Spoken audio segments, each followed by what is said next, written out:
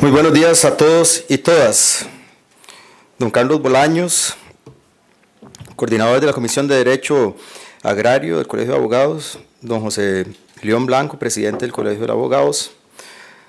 A todas y todos ustedes, muchísimas gracias por estar hoy aquí. Yo antes de contar algunas cosas quisiera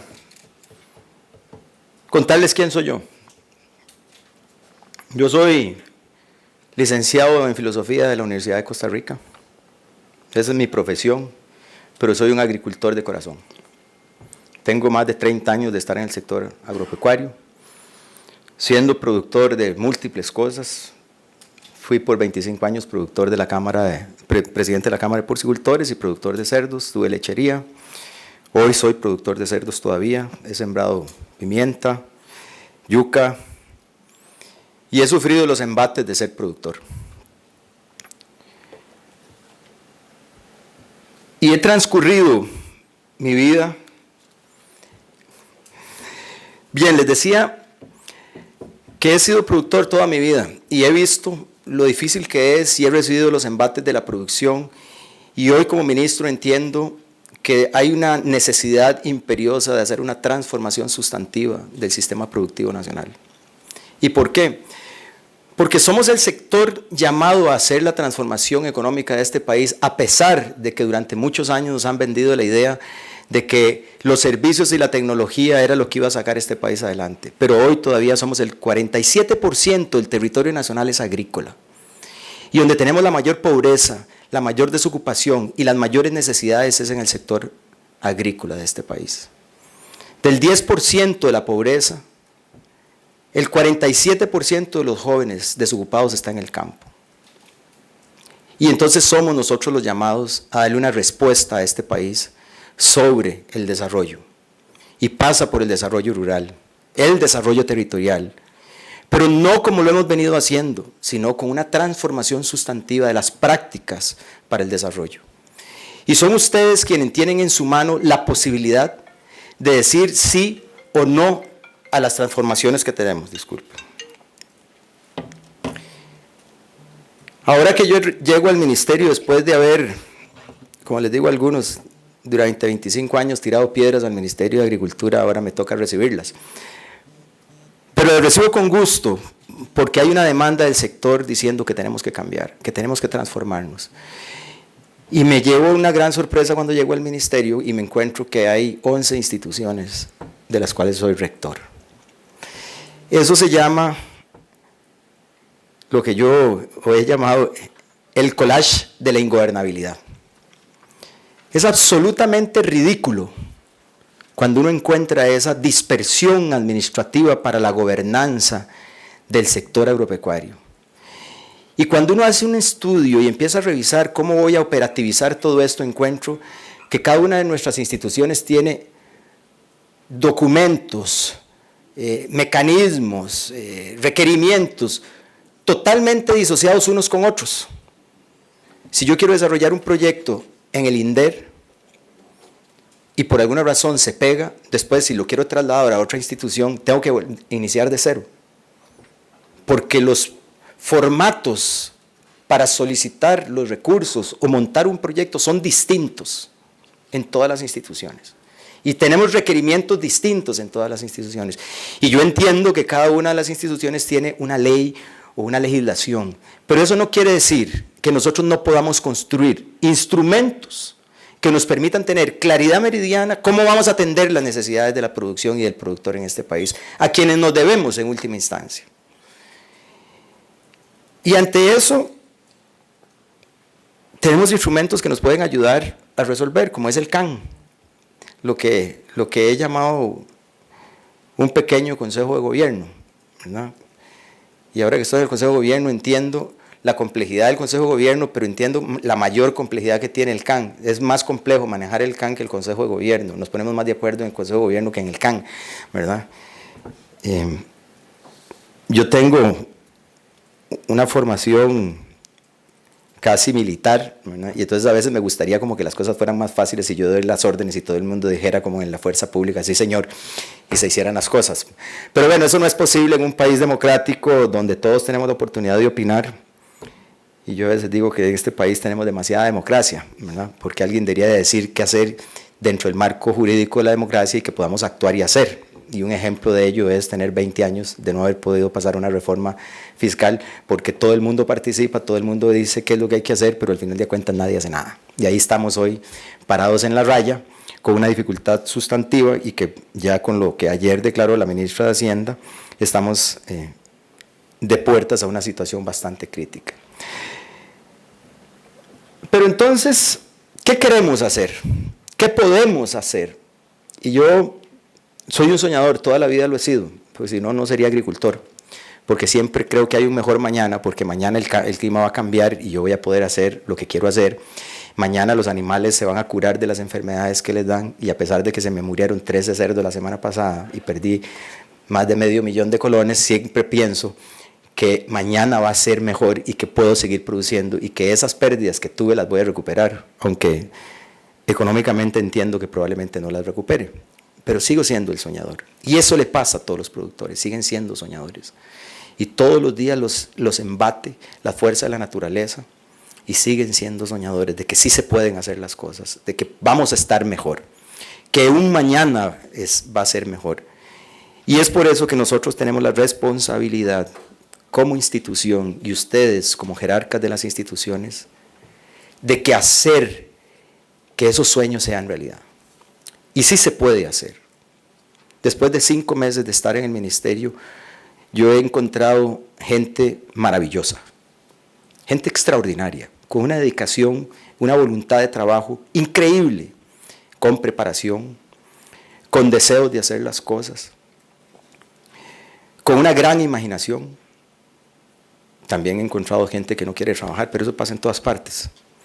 Por dicha siempre son los menos y no los más.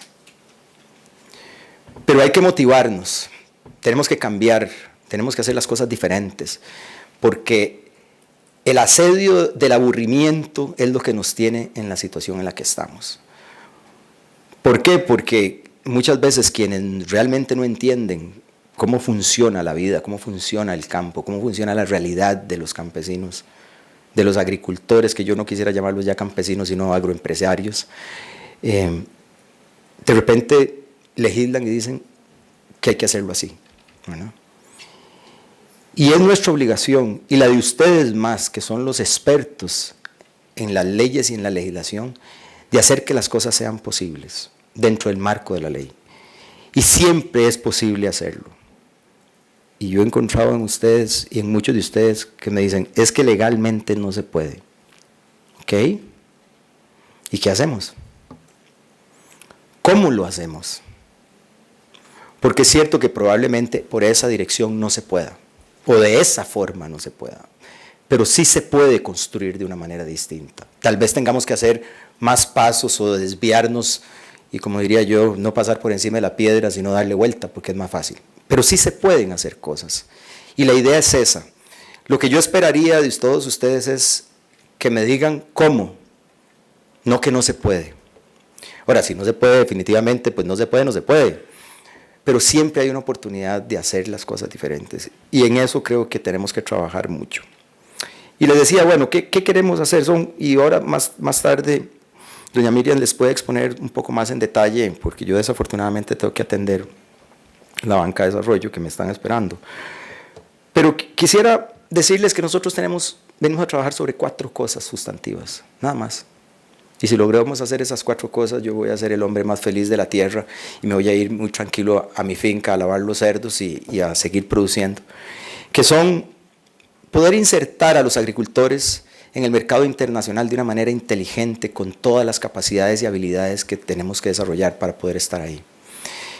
Poder desarrollar un mercado interno fuerte, robusto, que tenga y le permita al productor también desarrollar capacidades de producción y que nos permita el desarrollo regional.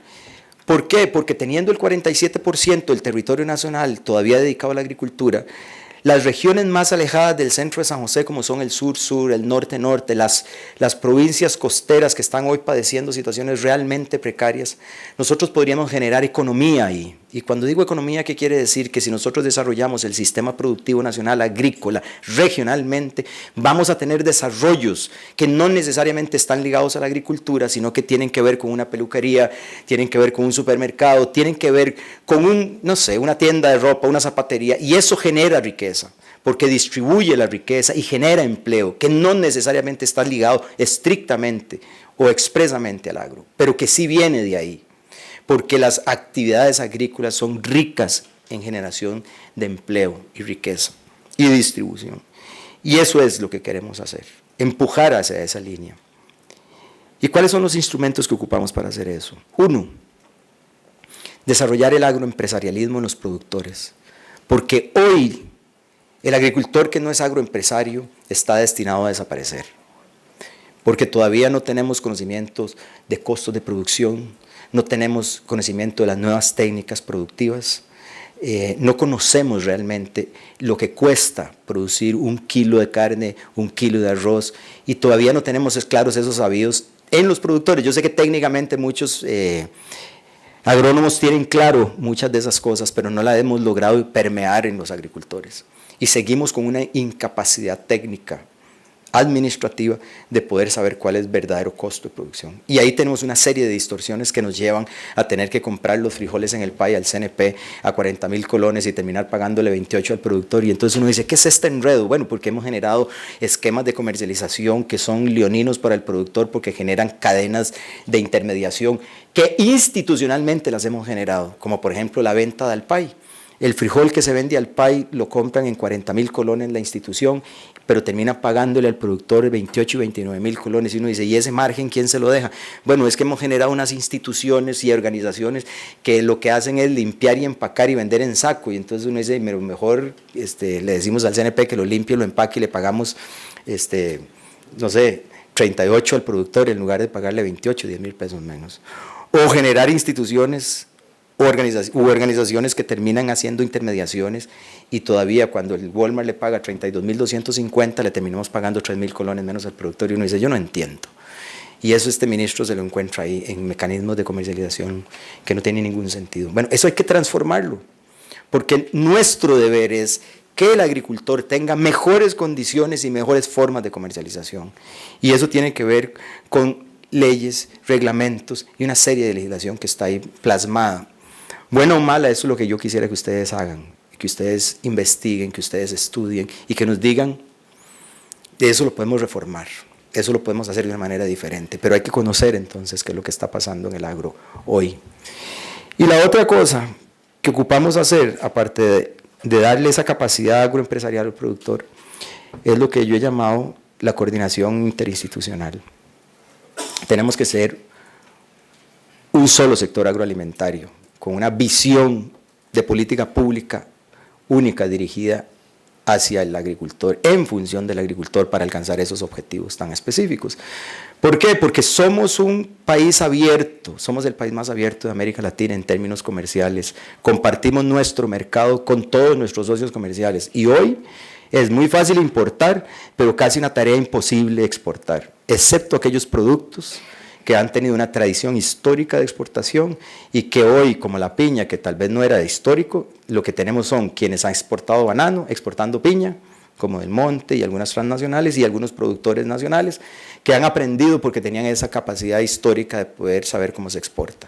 Pero si ustedes hacen un análisis desagregado de cuáles son los productos realmente que están entrando a los mercados de exportación y los de los socios comerciales, son muy pocos en términos de volumen y cantidad de dinero vendido, porque ayer estaba viendo la estadística que me pasó los compañeros de CEPSA, que igual hacen un buen trabajo y creo que muchas veces no se les da la importancia porque no vemos la estadística, pero ahí está. Y ustedes encuentran los 4 productos más importantes de exportación: banano, café, piña y melón. Y murió. Y todos los demás son realmente porcentajes ínfimos en términos de la exportación. Y cuando yo escucho a Procomer diciendo es que nosotros exportamos 4.000 productos al... Sí, eso es cierto, pero ¿cuál es el impacto?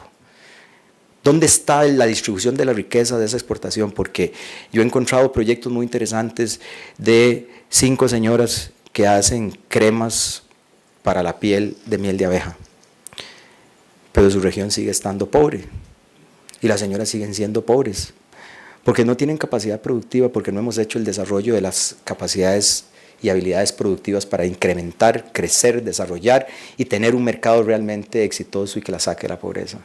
Entonces hay que transformar el campo, hay que transformarlo y hay que transformarlo desde la mentalidad nuestra como funcionarios públicos en la transformación sustantiva de las formas de pensar para poder transformar el quehacer. Y eso es una tarea que a ustedes les toca, porque ustedes son los intelectuales, ustedes son los que tienen la capacidad de hacer el análisis intelectual, académico, para la transformación. Porque hoy queremos hacer algo y no, la ley no nos los permite. Bueno, si hay que cambiarla, pero con el concurso de todos los involucrados en las instituciones, hay que hacer el cambio, porque hay que hacer el cambio sustantivo para la transformación. No podemos aplicar hoy agricultura de precisión si no podemos exonerar los drones, por ejemplo. Si no podemos tener una licencia para un dron, para que un agricultor pueda hacer la transformación de la agricultura de precisión. Entonces eso hay que hacerlo y hay que analizarlo. ¿Qué cosas hoy hay que hacer distintas en la ley para que nos permita poder hacer la transformación tecnológica que requiere el agro para poder transformarse? No podemos seguir produciendo con espeque, sembrando los frijoles hoy. No podemos seguir aporreando frijoles con varilla, porque eso quedó hace mucho tiempo desfasado y tenemos que concursar y luchar en el mercado internacional con alta tecnología, con tractores manejados por un muchacho joven que lo que hace es traducir un un videojuego a una máquina que maneja un tractor electrónicamente sin un conductor y que puede, por tanto, trabajar horas de horas nada más desde un aparato electrónico. Entonces, ese es el cambio al que está sometido el sector. Y lo otro es que tenemos que dar el valor agregado sustantivo realmente al producto, porque este país es un país que la gente dice que es muy caro para producir. Sí, el salario mínimo en este país es de $603 aproximadamente y competimos con un país como México que tiene $105 de salario base. Y así uno puede sumar, o sea, dicen más caro, electricidad más cara, tenemos carreteras que no resuelven los problemas, no tenemos puentes, los aeropuertos, los puertos y etcétera, cosas que ustedes conocen y que toda la vida hemos hablado. Bueno, todo eso hay que transformarlo y tenemos que también transformar entonces la forma de producir para hacerlo, no solo amigable con el ambiente, que además es legislación costosa para poder atenderla, una planta de tratamiento para poder producir palma aceitera cuesta millones de dólares y eso tiene que ir al costo porque no hay una retribución en la estructura de costos de una manera directa, sino es trasladándoselo al producto terminado y en fin, así muchas cosas. Entonces el llamado es ese, y el llamado es a que piensen las cosas diferentes, a que hagamos las cosas distintas y hoy con una reforma procesal agraria nos va a permitir avanzar en procedimientos más ágiles, pero puede ser que no sea suficiente. Y eso es lo que hay que empezar a pensar. Ya dimos un primer paso, pero ¿dónde queremos tener la agricultura en el año 2050? ¿Queremos seguir produciendo los alimentos de los costarricenses o no? Hoy la discusión filosófica sobre la apertura comercial viene de regreso. ¿Cuál es la seguridad alimentaria que queremos a los países? Y hoy se está devolviendo. Y el ejemplo de eso es nuestro amigo y vecino de Trump, que toma la decisión de cerrar su mercado, de fortalecer la producción interna y todos los índices económicos y macroeconómicos empiezan a subirse. Ok, hay que estudiar el fenómeno. Hay que ver si esa es la nueva ruta o si hay una ruta distinta, digamos, al estilo costarricense, que no sea cerrar las fronteras, sino construirnos un espacio distinto de desarrollo. Pero esas son las discusiones que tenemos hoy, porque el modelo no ha sido exitoso, no ha logrado sacar a la mayor cantidad de gente de la pobreza y este país es un país que sigue siendo el país más desigual de América Latina. No el más pobre, el más desigual de América Latina. Y eso no lo podemos permitir porque eso no es la forma costarricense de hacer las cosas. La solidaridad que este país ha desarrollado nos ha permitido tener la educación que tenemos, la caja del seguro social que tenemos y las garantías y beneficios para los trabajadores que hoy tenemos y que nos ha permitido a muchos de los que estamos aquí haber estudiado, haber ido a la universidad y que hoy tenemos una obligación de devolverle al país todo ese esfuerzo que se hizo porque lo logramos de manera solidaria y porque el Estado puso el dinero para que nosotros pudiéramos salir adelante.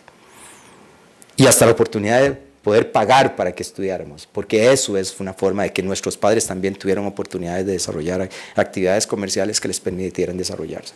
Entonces la responsabilidad histórica que tenemos hoy en día es mucho más grande de la que nos imaginamos, porque estamos de cara a la transformación del país. Y cierro diciendo que el tema fiscal al que hoy nos estamos enfrentando no es pequeña cosa. Realmente la situación que tenemos fiscalmente hoy es apremiante. Y el ejemplo sucedió ayer. Cuando se hace una acción como esa, estamos a las puertas de un impago del Estado. Y voy a poner ejemplos de las cosas que yo he hecho, porque he estado en la caja como representante del sector agropecuario en la junta directiva y me tocó ser presidente de la junta directiva de la operadora de pensiones de la caja. En el año 2004 la operadora de pensiones estaba quebrada y me la entregaron y el presidente, después asumí la presidencia en el 2006 y don Eduardo Dorian me dijo, vamos a cerrar esa operadora, y yo le dije, si la van a cerrar que la cierre otro, no me interesa, y me dijo, tómela y ve a ver qué hace, si hay problemas después la cerramos. Bueno, yo asumí el reto y ahí está funcionando y es una de las operadoras más eficientes que tenemos en este momento. Y ahí empecé a decir que no podíamos seguir invirtiendo los recursos de los afiliados a la operadora en bonos del Estado, porque poníamos en riesgo la pensión que iban a tener, o parte de la pensión que iban a tener los afiliados a la operadora de pensiones, y empezamos a sacar el dinero afuera. Eso es una tontería, porque lo que estábamos haciendo era financiando las carreteras de Estados Unidos o de Europa, y uno no debe hacer eso, pero el mercado bursátil del país no es lo suficientemente profundo, ni la titularización de obra pública existe, y entonces no podíamos invertir en titularización de obra pública para el desarrollo. Entonces tomamos la decisión de que el 98% de los recursos que estaban invertidos en el Estado íbamos a ir reduciendo el porcentaje para llevarlo a menos del 60%, para diversificar la cartera y garantizar que en el tiempo pudiésemos tener los recursos para las pensiones de los afiliados. Bueno, eso no pasa en el IBM. Eso no pasa en el IBM, eso no pasa en el sistema de salud de este país. Porque el 98% de los recursos de la caja en el IBM y en el CEN están invertidos en bonos del Estado.